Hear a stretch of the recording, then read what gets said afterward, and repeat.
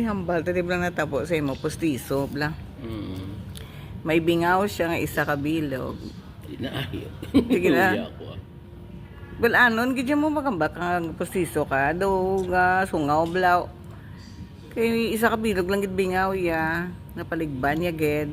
Nag-order ka sang denture nga ano gina Denture kit. Ano? di sa kwan bala sa Amazon to. Sila mga duwa ni Aibel. Tapos may barato mo lang tani ito. Do temporary lang nga denture.